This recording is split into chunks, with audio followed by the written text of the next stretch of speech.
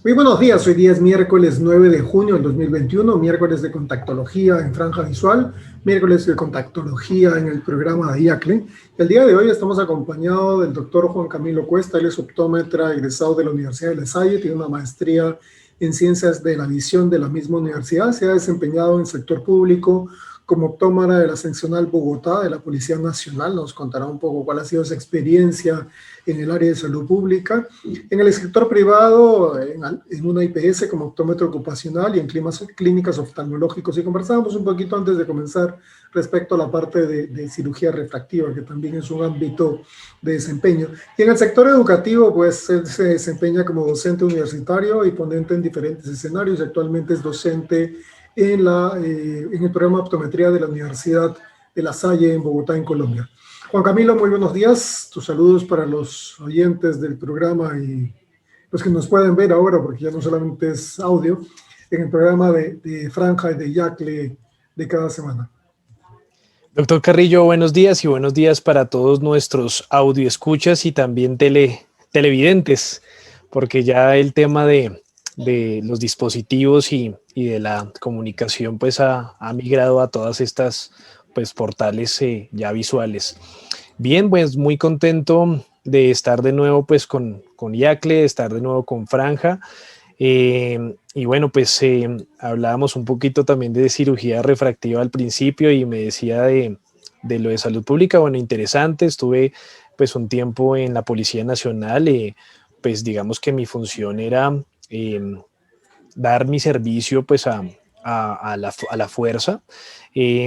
Y también tenía pues digamos que algunos espacios para hacer reclutamiento de personal. Entonces pues ahí uno veía efectivamente que habían personas que querían por sueño ser policías, pero que de pronto tenían algunas limitaciones visuales y oculares. Usted sabe que pues que los policías de seguridad tienen armamento, entonces había que hacer las pruebas de rigor y pues fue un espacio bonito, entendiendo pues digamos que cuál es la ley que ampara o que también refleja las necesidades y los requisitos para este tipo de actividades y estuve gran parte pues de mi espacio laboral inicial en la Policía Nacional como optómetra y también como reclutador profesional para la fuerza pública. Y cuéntame esa transición luego a la docencia, ¿no? Ya llegar a la docencia. Me imagino que luego de la maestría en ciencias de la visión, pues ya mucho más cuajado en el área académica. Además que la docencia tiene un aspecto muy particular, ¿no? La docencia tiene un sentido de pasión, pasional alrededor, ¿no? Cuando uno ingresa, pues esto es tipo la mafia, ¿no? Uno difícilmente va a volver a salir. Sí, bueno, pues la maestría es en docencia, Doc. La maestría es en docencia, no en ciencias de la visión, Ok. pero ahí le voy a contar de pronto una pequeña historia aquí como para recordar a mi señor padre que nos acompaña desde el cielo. Cuando mi padre muere en el 2013, pues él nos deja un seguro de vida. Y yo digo, bueno, ¿qué hago con ese seguro de vida? Yo pues tenía una desorientación porque tuve que cumplir varios roles en ese momento. Entonces, sí averigüé por la maestría en ciencias de la visión, pero en ese trabajo que contamos de cirugía refractiva al inicio, pues mi jefe inmediato pues necesitaba de mi labor presencial. Entonces me dijo, no, no, tú no puedes estudiar esa maestría porque son muchos días que yo lo pierdo. Entonces pensé, bueno, ¿cuál es la necesidad que tengo en este momento? Entonces había siempre pues una tendencia a hacer lo que mis profesores hacían, ¿cierto? O sea, de ser optómetra, pero también enseñar a optómetras. Y me surgió una duda y es, bueno, ¿a uno quién le enseña a enseñar optometría? O sea, ¿cómo haría de pronto para mejorar algunos errores de mis profesores que no me enseñaron esto de esta manera o que yo quería aprenderlo de esta otra porque lo aprendí profesionalmente así? Y comencé entonces rigurosamente a encontrar pues cómo me podía formar para enseñar optometría y bueno, encontré la maestría en docencia, entonces cambié efectivamente lo que venía haciendo a otra cosa que definitivamente me apasionaba. ¿Y por qué me apasionaba? Porque en la maestría en docencia nos pusieron a hacer una autobiografía y ahí encontramos los rasgos rasgos, pues que por qué estábamos ahí. Efectivamente, siempre, o sea, desde niño hasta en este momento, pues hay rasgos de tener, digamos que una pasión y un amor por enseñar, por hacer, por actuar, por transformar a otras personas. Y bueno, ahí está la transformación que hoy en día pues es más que una labor, una pasión, doctor.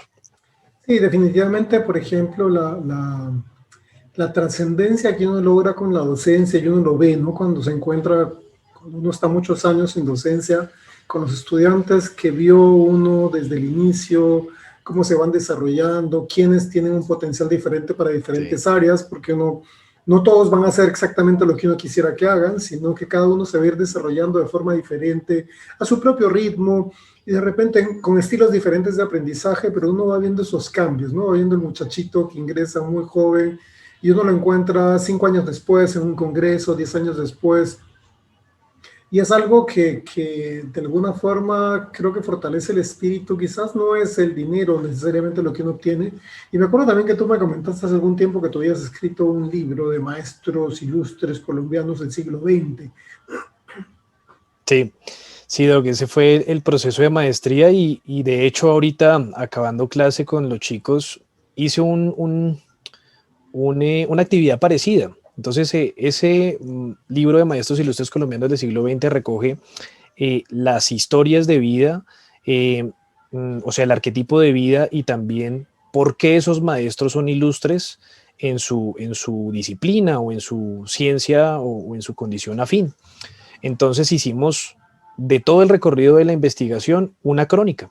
Entonces ahí contamos por qué es ilustre, cuáles son los aportes de ese maestro a la educación en Colombia, pero también contamos apartes de la vida. Y ahorita hice un ejercicio muy parecido con los estudiantes de teleoptometría y es que tenían que escoger una tecnología, tenían que escoger una enfermedad, ¿sí? Y tenían que escoger un personaje que tuviera, pues, digamos que esa enfermedad y contar a través de una crónica, ¿cierto? Cómo es padecer de queratocono, cómo es padecer de degeneración macular asociada a la edad, cómo es padecer de desprendimiento de retina, cómo es padecer de aniridia, que son algunas de las enfermedades que los chicos presentaban y efectivamente ya la transformación de esa primera esbozo de crónica a la entrega final, pues es una cosa que inclusive le remueve a uno el corazón porque ellos sacan esos dotes que uno no sabe que son literarios, ¿no?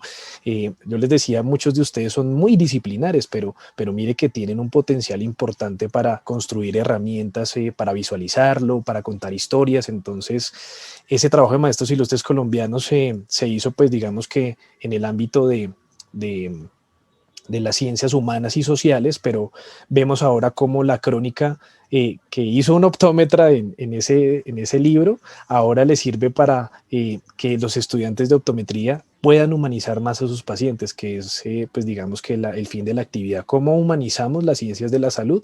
Y yo he encontrado en el recurso de la crónica pues una actividad para poder humanizar las ciencias de la salud contando una historia de vida y más que una historia de vida, pues aprender de esa historia a la mano de las tecnologías, de las patologías y de lo que vemos en teleoptometría. Y eso, por ejemplo, nosotros justo estamos en un proceso de cambio de gobierno precisamente y pues dentro de los ofrecimientos pues se ofrecen muchas cosas, ¿no? O sea, yo escuchaba la semana pasada los ofrecimientos, por ejemplo, de ingreso gratuito a todos a la universidad, ¿no? En universidad pública, gratuita, uno de los candidatos. Y yo decía, bueno, sí, pero en todas las provincias, sobre todo en las zonas rurales, donde de repente la agricultura es la fortaleza de estas zonas y que nutre definitivamente la posibilidad exportadora y, digamos, alimenta un país. En ese tipo de situaciones, de repente, la educación de nivel técnico específico es mucho más útil, ¿no? ¿Por qué hacer universidades que traten de educar a todos en el mismo nivel cuando puedo diversificar y básicamente orientar el conocimiento básicamente a la necesidad de cada una de esas poblaciones, ¿no? Lo cual, como tú dices, hace que cada chico saque lo mejor de sí cuando uno les plantea ese tipo de retos, ¿no? O sea, es algo bastante filosóficamente muy interesante. Sí, sí, es un contexto importante, pues por lo menos en la situación que estamos en Colombia, una situación pues de pandemia como estamos viviendo en todo el mundo, pero una situación también atípica, gubernamental, social, económica. Entonces, muchos de nuestros estudiantes pues se manifestaron también y están obviamente en todo su derecho, pero ese es el contexto, ¿no? O sea, la salud se ha deshumanizado, o sea, el médico de pronto ya no te mira a los ojos porque pues es una cita virtual, entonces está detrás de su computador, pero esa persona viene con una necesidad, ¿cierto? Y nosotros como entes de salud, pues aparte de prestarles un servicio, pues también somos humanos preparándonos mejor para hacerle un servicio a humanos. Entonces, pues efectivamente la educación en contexto siempre va a ser necesaria aquí y en todo el mundo. Sí, sobre todo empatizar, ¿no? Porque a veces, como tú dices, la rutina, el día a día, hace que Mm. nos insensibilicemos a ciertas situaciones que para el paciente pueden ser dramáticas y de repente para nosotros desde la perspectiva profesional es algo del día a día y para un paciente puede ser un drama ser miope, para un paciente puede ser un drama tener un cierto específico de cáncer, pero para el médico especialista en el área de repente, bueno, lo ve todos los días y pues ya no es sensible a lo que el paciente Sí. pudiera percibir, ¿no? Entonces es algo totalmente diferente y creo que en ese escenario debemos hacer un stop y comenzar a mirar las cosas de una óptica totalmente diferente, especialmente nosotros que estamos en el ámbito de la visión. Y el día Correcto. de hoy vamos a conversar de un tema particular porque vamos a hablar de lentes esclerales y algunos datos para iniciar y garantizar su adaptación, porque dentro de la adaptación de lentes de contacto, pues definitivamente los lentes esclerales o los lentes de diseño, digamos, un poco más complejo del usual, han ganado un espacio significativo, siguen siendo un nicho de mercado relativamente pequeño, pero definitivamente han ganado un espacio significativo en la consulta. Entonces, el día de hoy vamos a hablar de este escenario de los lentes de contacto para este grupo de pacientes en particular. Vayamos a hacer un poco de historia respecto a los lentes de contacto esclerales. Cuéntanos un poco cuál es la perspectiva, ¿no? Porque cuando la gente, sobre todo el estudiante que escucha hablar de esclerales, se imagina que es algo que inventaron ayer, ¿no? Que es algo del siglo Sí. XXI, ¿no? Y finalmente termina siendo el siglo XIX o a veces en algunos escenarios por concepción del siglo XVI, ¿no? Cuéntanos un poco algo de esa historia. Sí, pues lo que usted dice está mejor que dicho, porque cuando hablamos de esclerales en este contexto y en este momento, pues es algo muy novedoso, ¿sí? Y hay una tendencia y hay una migración, pero no, pues resulta que en la historia pues uno encuentra que el lente escleral fue generalmente el primer lente que se creó, entonces pues para los que de pronto no recordábamos o no sabíamos inclusive, pues hasta Leonardo da Vinci comenzó a hablar de lentes de contacto, ¿sí? Entonces, en algunos esbozos, en algunos dibujos allá en 1508, pues ya él, digamos que con toda la ciencia que hizo en muchos temas, pues había pues dibujado, ¿cierto? La superficie ocular y de esta, pues entonces que de pronto se podían corregir algunas irregularidades a través, digamos que de un vidrio cóncavo lleno de agua. Esto lo pensó, ¿cierto? Y lo esbozó Leonardo da Vinci en 1508, o sea que estábamos hablando ya de una superficie un diámetro importante. En 1887, pues el vidrio, ¿cierto? Se considera como un material para diseñar entonces ya lentes de contacto. Ya se había obviamente hablado de algunas enfermedades de la córnea, ya se conocía el queratocono, incluso pues también en ese tiempo, digamos, antiguo para nosotros, pues habían tratamientos para el queratocono que digamos que se caracterizaban por quemar mecánicamente la córnea, ¿cierto? Inflamarla y así hacían un crosslinking pues al natural. Obviamente eran tratamientos bastante dolorosos, pero pues lo hacían en otra hora. En 1887 pues ya el vidrio reemplaza pues digamos que esos esbozos y ya se comienza a hacer pues una manifestación, una pragmatización pues de la corrección de irregularidades. Este diseño, como bien está ahí, pues digamos en diapositiva cubría todo el ojo, ¿cierto? O sea que volvemos a hablar de que ya el tamaño pues se estaba utilizando también en ese momento, pero resultaban pues muy incómodos efectivamente porque el material era muy duro, ¿cierto? Y lo otro es el gran problema es que no tenían oxigenación, o sea, el vidrio sabemos que es un material bastante rígido y no tiene una transmisibilidad de oxígeno, entonces pues la córnea, que era la estructura que pretendíamos pues mejorar la visión, pues terminaba afectada estructuralmente y anatómicamente.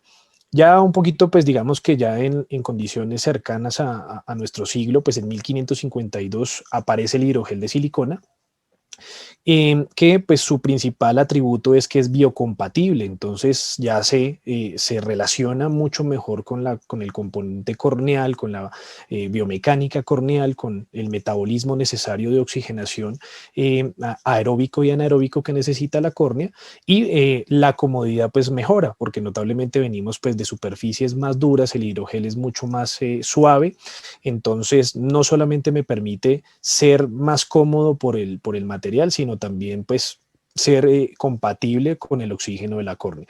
Entonces, como vemos, pues en la antigüedad ya se habían diseñado lentes esclerales. Lo que pasa es que el gran problema de ese momento era que no eran materiales compatibles, materiales cómodos y materiales pues que nos sirvieran para no alterar la anatomía y el metabolismo corneal a través de pues digamos una propuesta de tratamiento.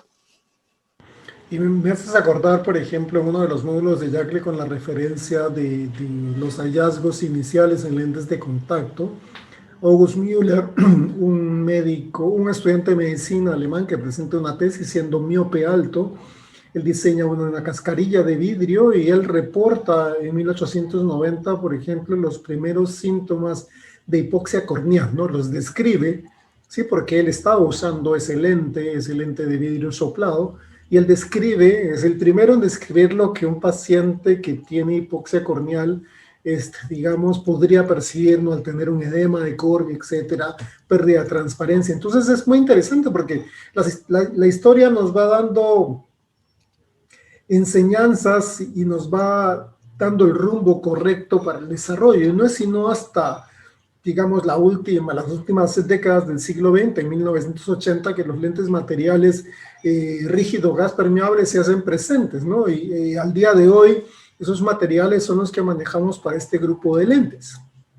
Correcto, doctor. Inclusive pues hay una parte también de la historia, por lo menos es muy curioso cómo es creado o propuesto el PMMA en lentes intraoculares, ¿sí? Porque nace digamos que la accidentalidad o los traumas oculares que tenían los soldados en la Segunda Guerra Mundial, y resulta que las cápsulas del avión, o sea, esa primera parte, la nariz del avión, era de material PMMA. Entonces, ahora se me escapa el oftalmólogo Harley, se me escapa de pronto el apellido, pero en esa situación de la historia le llegaban a él esos pacientes traumados ocularmente y se daba cuenta que ese material en específico era biocompatible. Entonces ahí dijo, eureka, él era oftalmólogo, en ese momento pues no se había propuesto un tratamiento para la catarata, y a través, digamos que de los traumatismos oculares, propone el PMMA como material biocompatible para lentes intraoculares, y ahí nace, pues digamos que la solución para la catarata a partir de un traumatismo de la Segunda Guerra Mundial. Entonces la historia pues notablemente nos invita a evolucionar y por accidentes digamos que de la vida pues hay propuestas e ideas innovadoras y científicas como la que su merced nos recuerda, y como también pues la que una persona distinta a nuestra disciplina fue la que generó el PMMA, que es el doctor Otto. Sí, cuando vemos el tema de materiales, porque cuando hemos hablado, por ejemplo, del vidrio, hablábamos de la hipoxia o la anoxia, porque en este caso era más anoxia que realmente hipoxia. Luego hemos entendido que al tener lentes de diámetro muy grande, donde el sistema óptico, pues, sobre la superficie corneal prácticamente sella una suerte de cámara llena de fluido, entendiendo que el valor de permeabilidad de la película lagrimal puede estar cercano a entre 80 y 90, aproximadamente 87, que es el valor de transmisibilidad crítica para su extendido. Los lentes de contacto de estos materiales, digamos, ningún lente es de PMMA, todos son de material rígido gas permeable al día de hoy, acrilatos de silicona o fluoroacrilatos de silicona. Muchos de estos materiales han estado ya con una evolución bastante grande, ¿no? Y tenemos materiales que tienen límites del valor de permeabilidad lo suficientemente bueno como para comenzar a tener un criterio de seguridad, ¿no? Porque partimos de la premisa de que muchos de los pacientes adaptados con lentes esclerales no son córneas sanas, ¿no? Son córneas con algún tipo de problema, ¿no? Sí, y allá, y ahorita lo vamos a ver, o vamos a ver pues cuáles son las tendencias o las propuestas. Y efectivamente, el lente escleral eh, vuelve en la historia, ¿sí? Es anacrónico, por decirlo de alguna manera, y vuelve porque en este momento ya existen materiales que permiten entonces esa oxigenación, esa comodidad, ¿cierto? Que se necesitaba en ese momento de la historia. Entonces, pues ahí vemos por lo menos la evolución de esos materiales, ¿cierto? Y la transmisibilidad que efectivamente se sugiere que tenga un lente escleral, porque por lo menos en los pacientes que tenemos eh, con queratoconos avanzados que necesitan trasplantes de córnea o que de pronto están en esa condición crítica de un queratocono grado 4 con hidrops, con estrías, ¿cierto? Con leucomas asociados pues al debilitamiento de esa estructura, pues notablemente uno le daría de pronto un poco de respeto poner un lente que no tenga una buena oxigenación, inclusive que sea un lente que tenga relación directa con la córnea, porque cualquier fricción mecánica o superficial pues puede seguir descompensando esa naturaleza alterada de la córnea. Entonces vemos efectivamente cómo los decas comienzan entonces a subir según la necesidad y cómo también se pone cuidado al ángulo de humectación que también pues debemos analizar como una condición que permite también esa comodidad o inclusive esa humectación necesaria para la córnea. Y de manera general, pues encontramos que el material de los lentes de contacto esclerales, en una, digamos que mayoría importante, es el aclarato de fluorosilicona, precisamente por su alta permeabilidad, por su comodidad e inclusive, pues digamos que para la construcción del lente, pues el aclarato de fluorosilicona le permite ser un material maleable y un material también de pronto resistente a esa condición que necesita como nueva superficie corneal el ojo, pero también una alta permeabilidad que es una necesidad básica de la condición de la córnea. Sí, porque, por ejemplo, yo recordaba un poco el tema de los lentes de gran diámetro con, por ejemplo, en Perú tenemos materiales con decadas relativamente bajos, ¿no? Y muchas veces te decían, no, es que el lente no funciona. Le digo, no funciona porque el paciente está haciendo edema con mucha frecuencia y el problema es que el lente se te está ajustando. Entonces, lo que vas a tener continuamente es problemas asociados al edema, desepitelización. Lo que requieres es indicar un material con más alta oxigenación. Aquí el problema no es que el paciente no tolere el lente, el problema es que el nivel de oxígeno que está teniendo su córnea es insuficiente y lo estás haciendo sufrir. Entonces, eso involucra que tengas que cambiar el material para conseguir un mejor objetivo fisiológico, ¿no? Lo que regularmente se consigue una adaptación, ¿no? Ver bien, verse bien y sentirse bien. La comodidad es un factor que valora el paciente, pero la otra parte de la ecuación es la que el optómetra indica. Correcto, doctor. Sí, totalmente. O sea, a veces uno tiene que regresarse un poquito porque está proponiendo de pronto pues la mejor opción, ¿cierto? Pero en ocasiones también encontramos, ¿cierto? Que el lente de contacto rígido o los lentes de contacto diferentes de pronto a los blandos, pues también generan pues una condición de edema. Entonces generalmente es asociado pues a esos diámetros, ¿cierto? E inclusive pues a los materiales, pero bueno, pues es una condición que en este momento al menos, pues en Latinoamérica ha cambiado bastante por la facilidad que hay de la disponibilidad de los materiales, ¿cierto? De las casas comerciales por también pues adquirir tecnología para fabricarlos en sus casas matrices locales, ¿cierto? Porque antes se tenían que importar, demoraba mucho. Entonces, bueno, pues la ventaja del momento en el que estamos es que los materiales están disponibles, tenemos materiales de alto DK que nos permiten entonces proponerle esta maravilla al paciente en cuanto a la comodidad, que vamos a hablar ahorita más adelante, y poder también pues entonces utilizar estos diámetros grandes que van a ser mucho más cómodos por el apoyo eh, natural de estos diseños. Claro, y la gran mayoría de fabricantes regularmente ofrecen materiales que comienzan en 100, ¿no? O sea, de 100 hacia arriba, dependiendo lo que uno requiera, pues 100 es como la base y en esta imagen no está, pero Contamac el año 2019 lanzó el material Infinite con un DK de 180 o 190, que es un DK mucho más alto, que nos da un nivel superior. A veces los materiales pues pueden tener ciertas dificultades en fabricación también, entonces digamos que estos son los que tienen buen tiempo y están probados. Los nuevos materiales van a requerir pues siempre una curva de aprendizaje, así como los nuevos lentes, los nuevos diseños, ¿no? Entonces vayamos un poco a hablar de las nomenclaturas, lo que se utiliza regularmente para estandarizar conceptos, ¿no? Porque a veces se dice Sagitta, clearance, etcétera, detalles que regularmente tienen que estandarizarse para que yo pueda tener una referencia de qué tipo de lente estoy adaptando.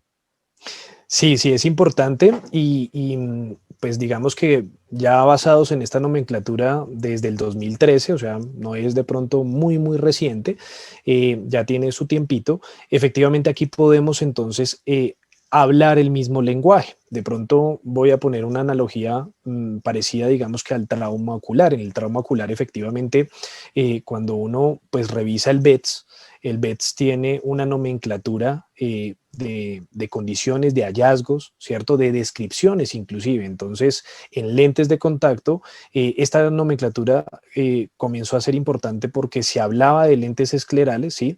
Pero entonces la gente de pronto decía que o consideraba que esos lentes de gran diámetro, ¿cierto? 12, 11, 9, 11, 6, pues eran considerados esclerales y no. Entonces, pues a partir, digamos que de la nomenclatura basada en el punto de apoyo, ¿cierto? Que lo podemos de pronto pues revisar en páginas o en instituciones como Scleral Lens Education Society y el ILES, pues nos propone entonces una nomenclatura basada en el siguiente punto de apoyo, Doc. Sí, y esto es interesante porque tanto la Scleral Lens Education Society no había visto yo, no había tenido la oportunidad de revisar la página de la Academia Italiana, porque es algo muy particular, ¿no? O sea, uno toma como referencia siempre lo que tiene más a la mano, que en este caso es la Scleral Lens Education Society, pero tiene también en la Academia Italiana aspectos interesantes. Ellos han tenido mucho desarrollo, es más, ser un miembro de IACLE muy activo en el diseño de lentes de contacto, así que es también una buena oportunidad para no solamente mirar una opción, sino comenzar a buscar opciones diversas en el mundo, porque esto es digamos, es un trabajo de clínico global y uno va tomando la mejor de cada escenario, ¿no? Dentro de esa nomenclatura, habías mencionado que los lentes por diámetro tenían ciertos estándares, ¿no? Entonces, regularmente uno encuentra en las conferencias o en los textos o en los artículos una tabla similar donde se habla de corneales, corneosclerales y realmente esclerales, ¿no? O lentes ápticos, como se le dice, ¿no? La Sí. áptica, que hace referencia simplemente al lente escleral. Sí, Doc, entonces, por lo menos de esa nomenclatura, pues tenemos este resumen, ¿cierto? Entonces se hace, pues digamos que una migración a hablar este idioma. Entonces se indican que los lentes corneales efectivamente por diámetro están desde los 8 hasta los 12.5 milímetros. Entonces ese lente, ¿cierto? Que a veces de pronto consideramos de alto o de gran diámetro, pues sigue siendo un lente corneal. ¿Por qué? Por el apoyo. ¿Listo? Entonces, pues no solamente puede ser de pronto por ese diseño corneal, ¿cierto? Sino que inclusive es considerado por el diámetro, ¿listo? Entonces, pues son todos aquellos que efectivamente soportan o tocan, ¿cierto? Tienen una relación con la córnea y que en ese momento nosotros no hablábamos o no entendíamos lo del reservorio lagrimal. Entonces son lentes que no tienen reservorio, para ahorita de pronto más adelante aclarar cuál es ese reservorio cuando hablemos del clearance. Los lentes corneoesclerales, entonces ahí por lo menos nos están indicando que son esos lentes que tienen relación entre la córnea y la condición limbal, ¿cierto? Que son semiesclerales porque van antes de ahí, digamos que de ese apoyo, pero son entonces aquellos lentes limbales que van desde los 12.5 a los 15.0. Inclusive mira que ahí la nomenclatura nos indica un lente de 15, que es un lente ya de un diámetro importante, sigue siendo un lente previo al escleral, es decir, no es considerado un lente escleral. Entonces tiene, digamos que ese apoyo entre la córnea y la esclera, algunos de pronto pues les da un poquito de distancia y de respeto adaptar este tipo de lentes, porque pues están en relación con las células stem, ¿cierto? Entonces, pues de pronto al hacer un pinzamiento, al hacer de pronto una relación de ese borde del lente, pues efectivamente estaríamos alterando también algo de la condición natural del ojito. Entonces, también digamos que tendrían un poquito de limitación sobre ese reservorio, pero siguen siendo lentes pequeños, Doc. Y por ejemplo, por filosofía, Norteamérica en general realmente trabaja mini esclerales. Y Sí. ciertos países de Europa, sobre todo Holanda o Países Bajos, trabajan escleral de diámetro completo, ¿no? Regularmente tú vas a conseguir diseños en Holanda, por ejemplo, de diámetros 20, 21, 22, o sea, lentes muy grandes que no se van a ver con mucha frecuencia en América Latina, porque nosotros dependemos mucho del mercado americano y en los Estados Unidos se trabajan lentes de 16, 17, 18, digamos como punto de partida, ¿no? Ya casos excepcionales de repente requerirán diámetros más grandes, pero desde el punto de vista de filosofías de adaptación, digamos que somos un poco más conservadores que los europeos. Sí, no, y seguimos, o por lo menos si compramos algunas de las cajas de prueba de lentes esclerales, el lente de prueba es de diámetro 15.6, ¿sí? Entonces, date cuenta, es apenas un 0.6 de relación a ese lente escleral, o sea, ya lo de mayor de 15.0 ya es considerado escleral, y a veces algunas cajas de prueba pues tienen ese poquito de pronto de discreción y comienzan entonces a ser esclerales porque son mayores de 15. Entonces, cuando hablamos de lentes esclerales ya hablamos de esos lentes completos o esos lentes ápticos, que la áptica pues es digamos que considerado, la palabra viene pues es por su tamaño y por su soporte, y ya son 15 lentes que van desde los 15 milímetros hasta los 25 milímetros, ¿listo? Y ahí hay una pequeña, digamos que agrupación. Entonces, se consideran mini esclerales entre 15.0 a 18.0. Entonces, date cuenta que de pronto uno dice, voy a adaptarle un lente escleral de 17 milímetros, pero no es un lente escleral, sino un lente considerado en esta nomenclatura como mini escleral. Y ya los grandes esclerales, pues sí son esos que van de 18 hasta 25, y a veces de pronto, pues por condiciones que se necesite o que requiera de pronto el contactólogo, porque de pronto encontró una curvatura distinta en la esclera, que pues tocó fabricar un lente de pronto de mayor diámetro para soportar o pasar por encima de esa curvatura en el caso de algún adelgazamiento o de alguna, pues digamos, curvatura que se encuentre. Entonces, estos lentes tienen todo el apoyo en la esclera, el apoyo, el soporte, y ya pues efectivamente sí encontramos que tienen una capacidad de reservorio de la lágrima. Entonces ya cambia un poquito la filosofía, porque uno antes ponía un lente de contacto y él digamos que no necesitaba una relación digamos que de agua entre la córnea y el lente, y estos lentes pues sí ya necesitamos entonces de hacer una preparación para la postura, inclusive cambia la postura, ya no se hace digamos en condiciones digamos que rectas, sino a veces de pronto en condiciones supinas, ¿cierto? Hablo digamos que inversamente supinas, porque ya el paciente tiene que inclinar su mentón hacia su cuello para garantizar que ese reservorio no se caiga, ¿cierto? Del lente, porque si no, pues obviamente va a quedar con burbujas, y esas burbujas van a generar edemas, van a generar obviamente tinciones, y pues notablemente pueden no solamente alterar la fisiología de la córnea, sino también la agudeza visual.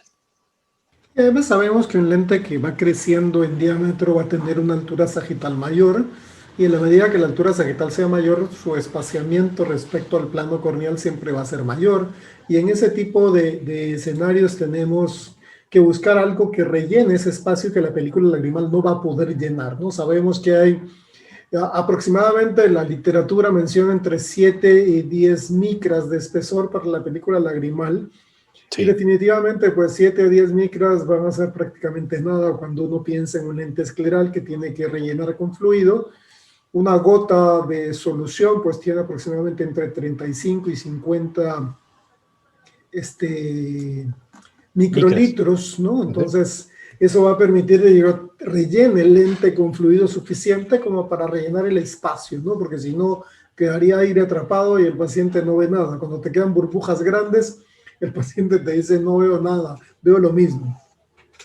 Sí, entonces pues ahí ya comenzamos a hablar pues digamos que de las condiciones o la propuesta para ese paciente. Entonces volvemos a esas irregularidades de la córnea, volvemos de pronto al paciente que tiene una metropía alta, ¿cierto? Pacientes que de pronto ya tienen una patología importante como un trasplante de córnea, ¿cierto? Pues ¿cómo más puedo cuidar mi trasplante? Entonces aquí aparecen efectivamente pues estas soluciones de los lentes esclerales donde estamos garantizando que la córnea está preservada por una solución salina, ¿cierto? Inclusive a esa solución salina a veces también podemos cargar algunas soluciones lubricantes libres de preservantes para que esa córnea tan importante para la visión del paciente trasplantado, tan digamos también comprometida en un paciente con queratocono, un paciente con eh, adelgazamiento corneal periférico, es decir, estoy hablando de la degeneración marginal pelúcida, pues se vuelve importante el lente escleral y efectivamente genera esa nueva superficie regular, ¿cierto? Que no me permite o me aleja un poquito de la relación del lente córnea, ¿cierto? Y que ya me permite entonces tener un apoyo escleral que estoy garantizando no tener tanta sensibilidad como si tiene la córnea, porque tiene millones de terminaciones nerviosas y por eso es que un lente rígido es incómodo, ¿sí? Porque efectivamente está en relación con esa estructura que tiene millones de terminaciones nerviosas, entonces por eso es tan sensible. Entonces este lente pues proporciona efectivamente una mayor comodidad por el apoyo en donde está y porque pasa por encima de la córnea generando una nueva superficie y por ende pues si es de pronto una córnea que tiene unas curvaturas o una esfericidad importante, entonces yo voy a generar efectivamente una facilidad para permitirle a ese sistema mejorar la claridad y la nitidez del defecto que genera esa irregularidad o esa esfericidad corneal.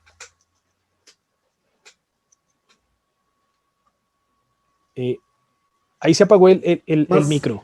Ahí sí. te decía que es importante entender que cuando uno observa la imagen de un lente escleral de primera instancia pareciera un lente blando porque estamos Sí. acostumbrados a que el lente sea más grande y a pesar de, sobre todo para la gente que se inicia, ¿no? Que ese lente debe tener un ojo quieto, que debe no presentar un enrojecimiento, además de no el paciente no reportar, digamos, hasta cierto punto incomodidad, tampoco se debe evidenciar ningún tipo de condición que nos haga sospechar de que algo está pasando en el paciente, ¿no?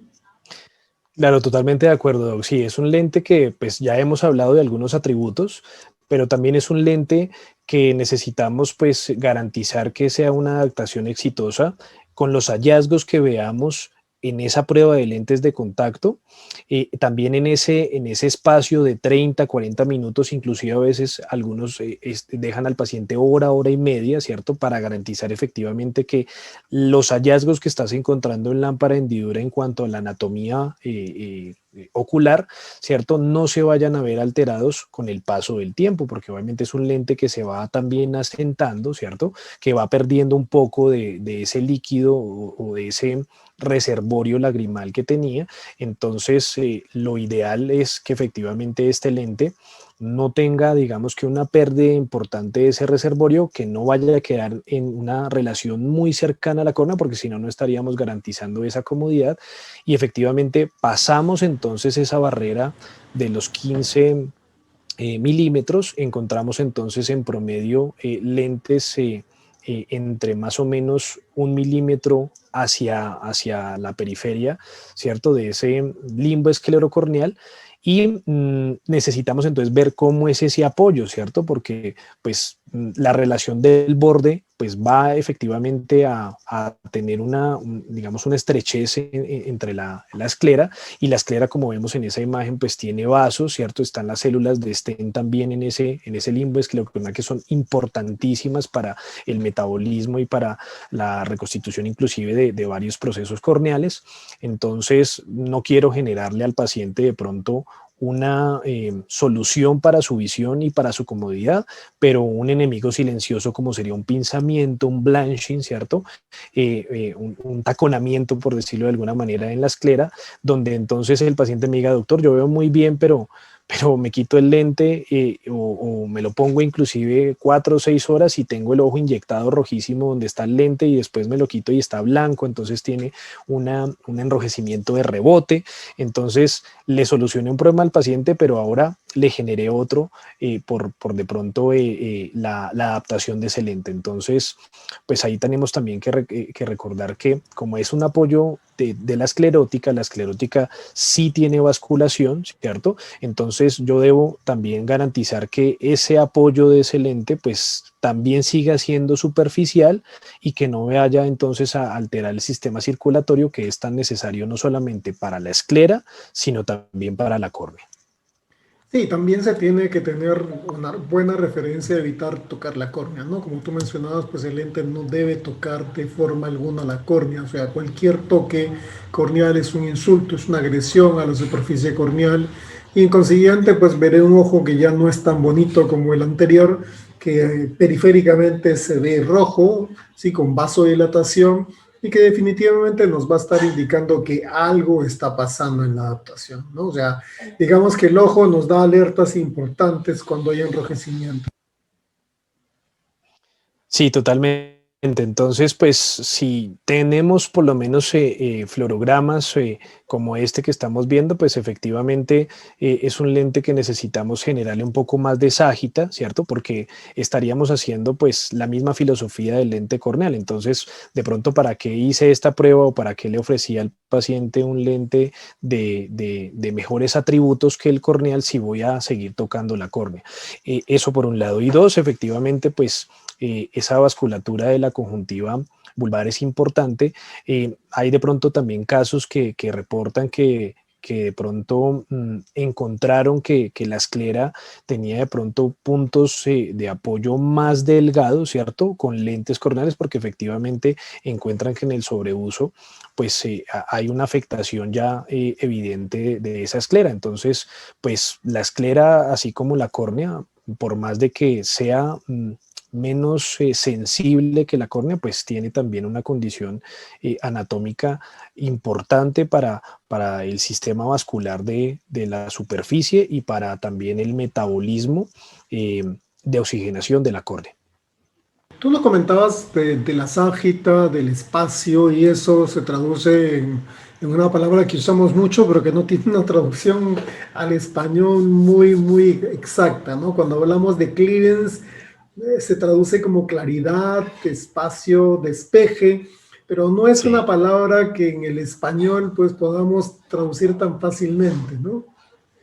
Sí, sí, el clearance y yo inclusive también cuando comenzaron pues a documentar el tema de lentes esclerales, yo la pronunciaba mal o no me acordaba inclusive cómo escribirla, ¿cierto? El clearance, el clearance, bueno, en fin, entonces sí es un anglicanismo, ¿sí? Que de pronto en nuestra disciplina pues lo hemos considerado como ese despeje, como ese espacio inclusive que hay. Entonces, cuando comenzamos a hablar de lentes esclerales o cuando comenzaban, digamos que a traer esta tecnología, pues ese despeje no lo entendíamos muy bien, y encontré de pronto pues en esa revisión que hace de Michigan College, propone que no tenemos la necesidad de pronto de tener un OCT, ¿cierto?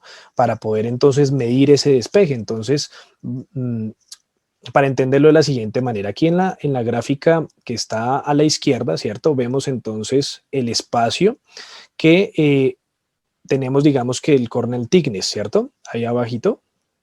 Exacto, ese espacio es el clearance, el despeje, ¿cierto? Que es lo que estamos viendo por lo menos de perfil, como todo ese reposo de lágrima, ¿cierto? Que le ponemos un poquito de fluoresceína. Entonces, cuando ya vemos sagitalmente esa imagen, pues vemos ese espacio, ese despeje. Entonces, aquí encontramos la córnea, el espacio que hay del reservorio de la lágrima y vemos efectivamente cuál es todo, ¿cierto? El espacio o el espesor mejor del lente de contacto. Entonces, ahí podemos encontrar que es ese espacio que hay entre el lente y la córnea, que no necesitamos, por lo menos a la luz de esa recomendación de Michigan College, de tener de pronto un OCT, sino de educar el ojito en la lámpara hendidura. Entonces, lo normal que de pronto pues se indican los adaptadores es que haya en promedio entre 200 a 250 micras de ese despeje o ese clearance o ese espacio. Y ellos entonces pues muy amablemente nos muestran, ¿cierto?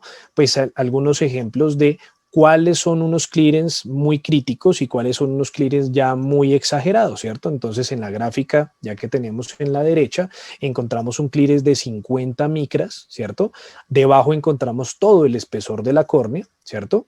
Que también podríamos entonces, a la luz, digamos que de esa comparación o de esa educación clínica, entonces encontrar más o menos yo tengo en promedio una córnea entre 530 micras más o menos, entonces si ese es el espesor de la córnea de ese paciente, pues ¿cuánto viene siendo ese clearance o ese espacio? Pues es bien pequeñito, entonces 50 micras. Vemos entonces a la derecha uno mayor, ¿cierto? De 150 micras, que sigue siendo de pronto, pues digamos que un espacio, un despeje crítico. Y en la parte de abajo entonces 500 micras, ¿cierto? 500 micrones viene muy parecido al espacio de la córnea, entonces a la luz digamos que de ese corte que hacemos en paralelepípedo de la córnea, pues encontramos, si tengo más o menos 530, pues es la misma córnea, tengo ya mucho clearance y ya uno exageradísimo, más del grosor de la córnea, 600. Entonces, yo de pronto lo enseño a mis estudiantes con ese espesor de la córnea. Hay de pronto otros adaptadores que dicen, bueno, tenga en cuenta entonces el espesor del lente de contacto y de esa misma condición hace la comparación. Entonces, de las dos maneras se puede comparar y estaría perfecto. Sí, regularmente en algunos escenarios se prefiere usar más el espesor del lente debido a que el dato también es conocido, ¿no? Y es constante.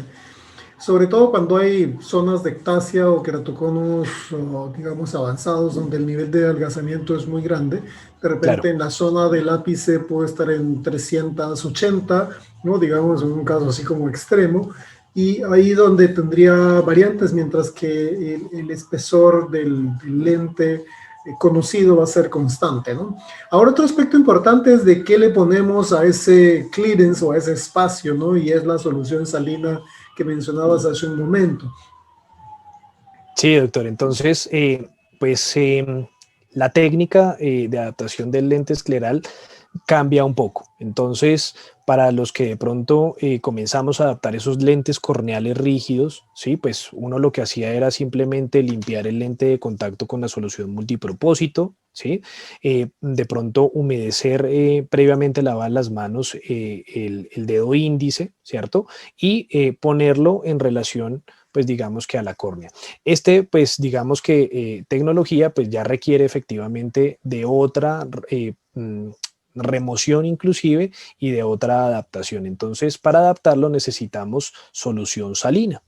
¿Para qué? Para que efectivamente rellenemos todo el espacio, ¿cierto? Todo, digamos que ese reservorio de lente de contacto con solución salina, porque ella es la que me va a hacer de ese reservorio, de ese contenido, para que la córnea pues pueda efectivamente estar humedecida y pueda tener entonces una relación acuosa para su metabolismo. Entonces, para las pruebas, pues sí, efectivamente relacionamos ese reservorio de solución salina con fluoresceína. Entonces lo que hacemos es teñir un poquito o meter la tira de fluoresceína en ese reservorio, más o menos como lo muestra pues, la fotografía. Y de esa manera entonces con las chupas de inserción y remoción o con algunos otros aditamentos que también pues digamos que están en el mercado, el paciente entonces se pone su lente. Este por lo menos es un apoyador para la chupa de inserción, y lo que hace entonces el paciente es hacer ese preparado, ¿cierto? En la mesa o en el tocador, y lo que hace es entonces llevar, ¿cierto?, su cabeza para poder entonces abrir el ojito y colocar el lente con todo ese reservorio. Hay que tener en cuenta entonces en la prueba el clearance, ¿cierto? Que no sea, digamos que menor de 200 micras, ¿cierto? Y ojalá no mayor a 250, 270, para no entrar entonces en dos controversias. Uno, porque me queda, pues digamos que muy relacionado a la córnea, y cuando pase el tiempo en horas, ¿cierto? Va a ser más delgado. U otro que va a ser entonces bastante, digamos, grande, y también va a afectar, ¿cierto? Pues la condición normal de la visión y de la córnea, porque pues tiene un reservorio muy grande y puede inclusive generar pues condiciones de afectación de la visión o condiciones fisiológicas, pues por el alto contenido acuoso que tiene la superficie. Y realmente, por ejemplo, cuando uno hace sus inicios en la adaptación de lentes esclerales, una de las grandes dificultades es la inserción si uno no tiene algún dispositivo, ¿no? Normalmente te recomiendan utilizar 3 dedos como si fuera un trípode Sí, para balancear el lente, pero muchas veces la técnica de la chupa es como más fácil. Estos dispositivos que se muestran aquí también han servido mucho, que es como un pequeño anillo que sirve de sí. soporte, ¿no? Para la adaptación o la inserción de estos lentes de contacto, que a veces uno cree que los pacientes adultos mayores, sobre todo aquellos pacientes que nunca usaron lente de contacto, van a ser un problema, pero uno se sorprende lo que logran los pacientes motivados cuando realmente tú le pones un lente y ven y saben que esta es la solución al problema que tienen. Pues es increíble lo que puede lograr un paciente que tú de inicio pensabas que no se lo va a poder poner nunca, ¿no? Sí, sí, no es fácil. O sea, cuando uno hace las primeras adaptaciones y le está explicando inclusive al paciente la adaptación y la remoción, el paciente dice, ¿yo en qué me metí? ¿Sí? Porque no solamente es cómo me lo pongo y cómo me lo quito, ¿cierto? Sino también que va a tener que invertir un poquito más entonces, porque tiene que comprar solución salina, porque de pronto tiene que comprar entonces en ocasiones lubricantes libres de preservantes, ¿cierto? Y ya viene entonces el kit con las chupas, vienen estos accesorios también que han logrado, pues digamos que es tener la industria para poder mejorar esa adaptación. Entonces hay muchos, hay varios. O sea, están las chupas de inserción y remoción. La inserción pues tiene, pues digamos que es una ventosa para poder entonces, digamos, tener una relación de contacto con el lente para llevarlo, ¿cierto? Y una vez entonces lo tenga ya, digamos que yo garantice que ya lo estoy teniendo entre el ojo, entonces hago entonces el efecto ventosa para que suelte, ¿cierto? Y ya pues para retirarlo es un poco más sencillo, porque yo puedo mover efectivamente el lente un poquito, hacer digamos como un push-up, un movimiento un poquito más brusco. El lente entonces va a perder esa relación de sellamiento de la conjuntiva o de la esclera, y ya entonces suelta un poquito pues de solución, y ya lo puedo pues digamos que yo hacer la remoción mucho más fácil. Pero se han inventado una cantidad pues digamos que de accesorios como el que vemos acá, que efectivamente me está digamos que permitiendo tener de herramienta el dedo índice, ¿cierto? Para poder tener una relación digamos que de más facilidad a la hora de ponerlo, que es de pronto un poquito más complicado. Entonces, digamos que la, la diferencia del lente corneal al lente escleral en cuanto a la remoción y al apoyo, pues cambia. Entonces uno a veces inclusive esos recursos de las páginas que veíamos ahorita tienen también un espacio y un apartado para los pacientes. Entonces curiosamente han generado, ¿cierto? Tutoriales para ponerse y para quitarse los lentes de contacto, porque el paciente lo hace en el consultorio después de, no sé, 45 minutos, una hora, ¿sí? O sea, es una entrega que uno de pronto puede tener más tiempo para usarla. Entonces, a veces uno tiene que utilizar estos recursos para decirle al paciente, mire, tranquilo, si usted de pronto lo hizo acá pocas veces, entonces llévese este video, ¿cierto? Y usted sigue este tutorial y ya aprende. Ya uno ve efectivamente como pacientes de edad que se han dado cuenta que mejoran la visión, la calidad de vida de ese ojito, pues aprenden. Digamos que en ocasiones también necesitamos que venga de pronto un acompañante para enseñarle a él, así como hacemos de pronto con los papás que los niños utilizan lentes de contacto, que se capaciten y ya uno ve expertos que se ponen y se quitan el lente ya sin espejo, ¿cierto? Ya con una facilidad impresionante.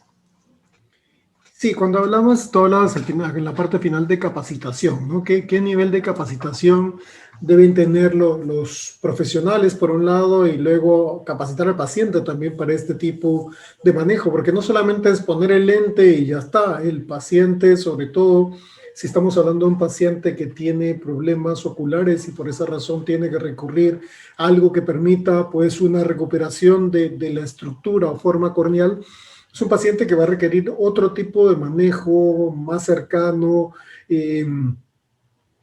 con un seguimiento y control mucho más pronto en el tiempo. También que recomendaciones que, por ejemplo, a veces los pacientes por ahorrar van y compran el suero fisiológico en vez de la solución salina no preservada, ¿no? O sea, la ideal es la no preservada, pero el paciente por temas de economía compra el suero fisiológico, cloruro de sodio al 5 por mil o al 0,5% en la Sí. farmacia y claro, es muy económico, pero finalmente se expone a un nivel de riesgo significativo de contaminación y problemas asociados a algún tipo de infección ocular severa, ¿no? Sí, pues la capacitación es de doble vía porque pues uno se tiene que las palabras para poder explicar al paciente, ¿sí? O de pronto ofrecerle este tipo de recursos, ¿no? Mire que me llegó de pronto esta chupa o me llegó este accesorio que de pronto le puede funcionar para su adaptación. Y lo mismo a los pacientes, ¿no? A los pacientes de lentes de contacto todos los días los debemos capacitar porque efectivamente son pacientes que de pronto por esa comunicación nociva, ¿cierto? Se dejan creer, entonces que de pronto este lubricante es más económico.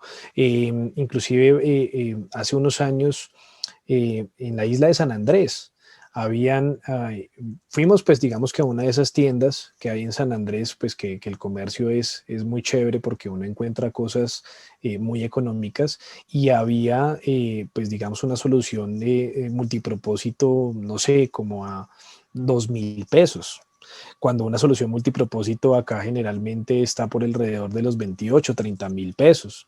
Entonces uno decía, bueno, pues el paciente efectivamente tiene ese riesgo de comprar cosas como decimos acá en Colombia, lo barato sale caro, entonces no solamente desde los lentes de contacto, ¿cierto? Sino desde el mantenimiento, ¿cierto? El recambio y el control. Entonces el paciente de lentes de contacto uno lo educa en todas esas esferas, en la esfera, digamos, que de utilizar el producto adecuadamente, las horas que lo debe utilizar, a qué horas se lo debe quitar, cuánto tiempo debe estar, digamos que con ese lente de contacto antes de pensar en cambiarlo. Todos sabemos que pues estiramos un poquito más los productos, ¿cierto? Que si me dicen 2 meses, entonces yo lo utilizo un poquito más porque yo todavía lo veo bien, pero pues todo esto hay que enseñarle al paciente hasta la última, digamos que condición es el control. Entonces, si uno de pronto tiene adecuados horarios de control con el paciente o tiene ese hábito de estar de pronto indicándole al paciente, por lo menos yo lo hago de esta manera, el paciente que yo le entrego lentes de contacto,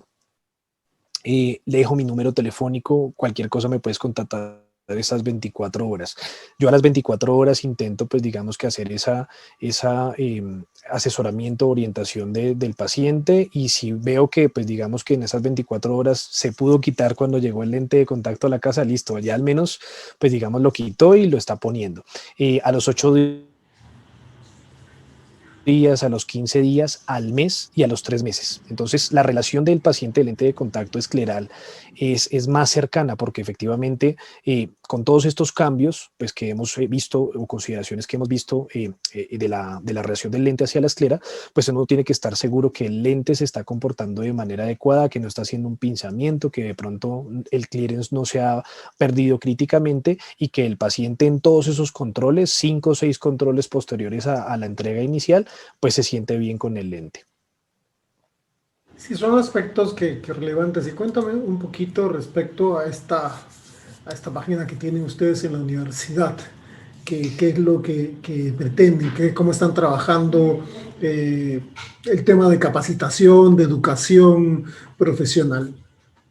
Sí, entonces, pues entendiendo esa necesidad de capacitarse, ¿cierto? Profesionalmente, de saber tener experticia de este lente, conocer sus materiales, conocer la filosofía de adaptación, de pronto conocer a qué pacientes yo le voy a ofrecer esta alternativa, pues la Universidad de La Salle, aquí en Colombia, pues Bogotá, quiso entonces hacer este diplomado ofertado pues a todos los optómetras graduados que quieran entonces adquirir, como se dice de su nombre, competencias para la adaptación de lentes, lentes esclerales, de lentes de contacto esclerales. Entonces, es una invitación que hacemos desde de parte de la Universidad de La Salle a todos esos contactólogos o nuevos contactólogos que quieran efectivamente pues comenzar a adquirir estas competencias, esta experticia para mejorar las adaptaciones de estos lentes en consulta. Entonces veíamos que ya el lente corneal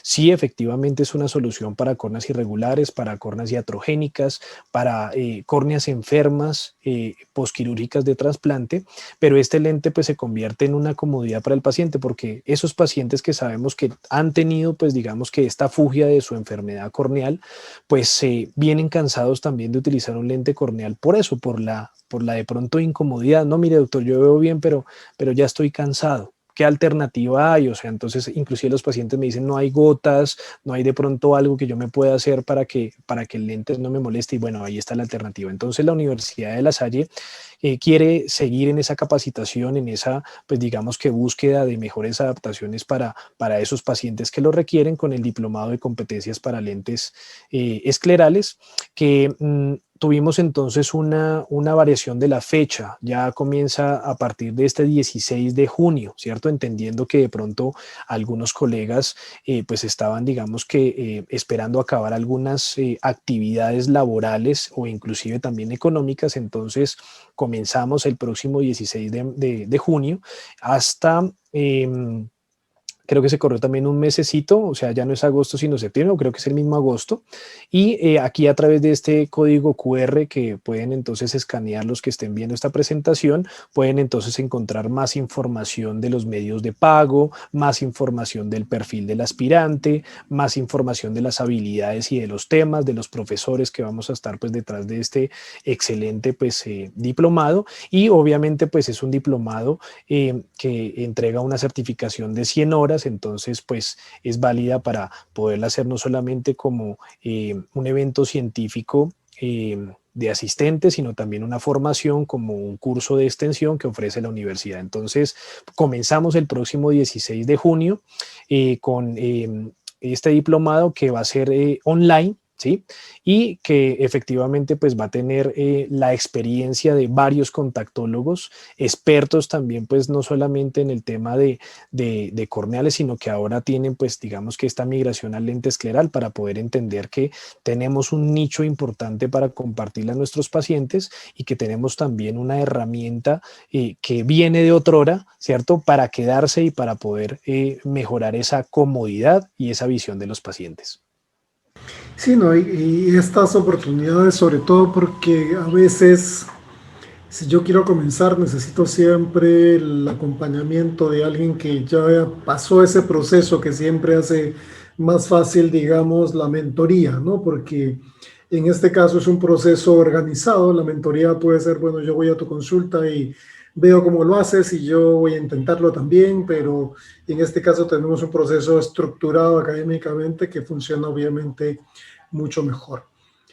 Tú mencionaste un grupo de pacientes en particular, que son los pacientes adultos mayores, porque hablaste de la película Lagrimal. En este grupo de pacientes se han encontrado también alternativas para su manejo a través de lentes de contacto esclerales, ¿no? Sobre todo cuando los paradigmas del pasado, ¿no? Adaptar lente de contacto en ojo seco no es posible y hemos regresado a reevaluar conceptos a la fecha porque muchos pacientes que tienen ojo seco tipo Sjögren, por ejemplo, los lentes de contacto o queratopatías en banda, los lentes de contacto esclerales han comenzado a funcionar como parte de esa terapéutica acompañada entre el comanejo entre oftalmología y optometría, ¿no? Sí, sí.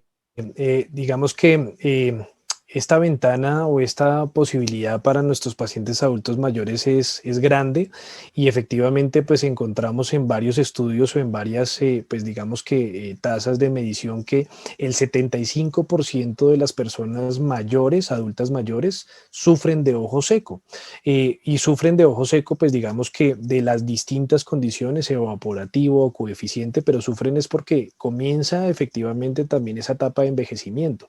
Entonces, aquí tenemos también una posibilidad para poder generarle ayudas a nuestros pacientes con lentes esclerales. Entonces, el lente escleral, pues por ese gran tamaño y por ese reservorio que ya hemos hablado, ¿cierto? Permitirá, ¿cierto? A estos adultos mayores, que es una tasa importante, el 75% de ellos, que podamos de pronto ofrecer esta herramienta para que el ojo seco, el síndrome de Sjögren, ¿cierto? Y otras enfermedades relacionadas con la superficie ocular, pues se puedan mejorar. Entonces, ya estos lentes de contacto no son para jóvenes, ¿cierto? No son para de pronto adultos jóvenes, para personas que tengan ametropías. Entonces ya hicimos una disrupción de esas necesidades para también encontrar que la superficie ocular, como también lo vamos a tocar en el diplomado, ¿cierto? Se convierte también en un tema en el cual el lente escleral tiene un papel muy importante como tratamiento y como mejora pues para esa condición.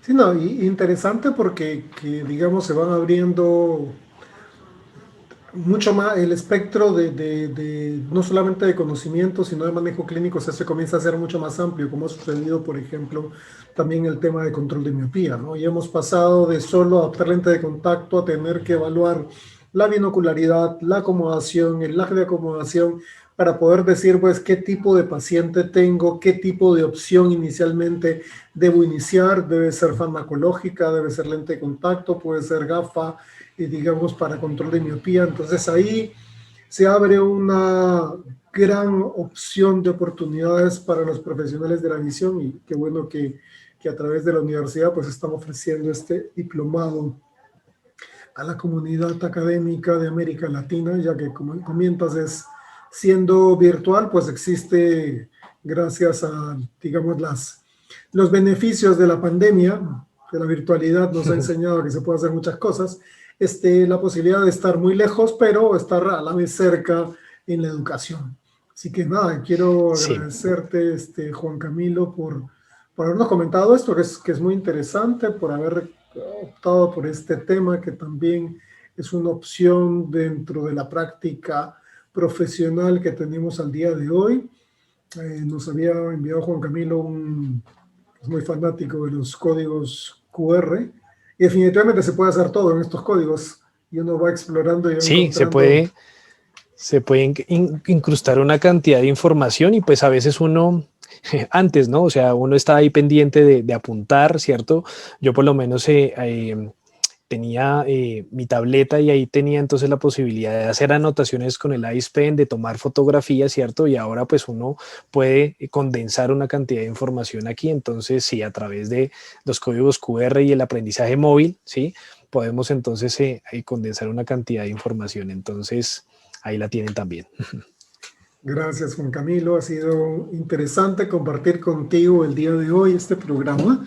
Ya sabemos que dentro de las consideraciones pues, de los lentes esclerales hay un inicio, una etapa de inicio, una etapa de desarrollo, una curva de aprendizaje importante, y tenemos que, como hemos visto el día de hoy, tomar consideraciones que son realmente relevantes para la adaptación, el espaciamiento, la ságita, los diseños, el tipo de lente, los materiales, ¿no? La parte clínica y el grupo de pacientes que a veces podemos encontrar en la consulta. Así que te agradezco por haber propuesto esta opción de tema para el día de hoy. Y nada, los micrófonos para tus palabras de despedida.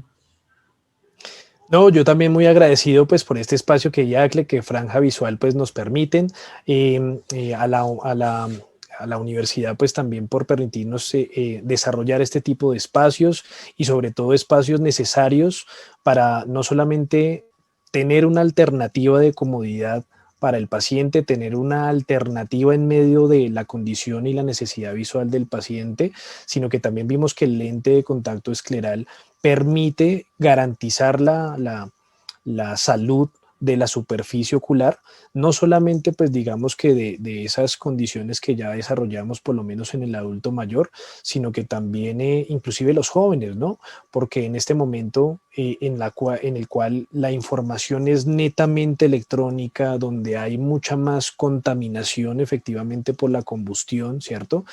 Donde de pronto por el calentamiento global estamos necesitados de utilizar aires acondicionados, pues el lente de contacto escleral es una alternativa para todos estos pacientes. Entonces, desde las necesidades visuales, o mejor, desde la comodidad de las necesidades visuales, hasta las condiciones en contexto que nos ha llevado, pues digamos que la superficie ocular a estudiar en torno a la comodidad. Entonces, como siempre, pues agradecido por el espacio que nos permiten para IACLE, para América Latina, para Franja, para hablar pues de estas tendencias y para hablar de temas que siempre serán una pasión y que siempre también serán pues digamos necesarios para la salud visual ocular, doctor Carrillo.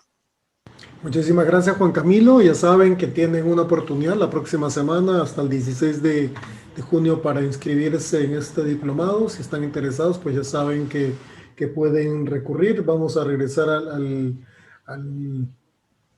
el anterior, exacto.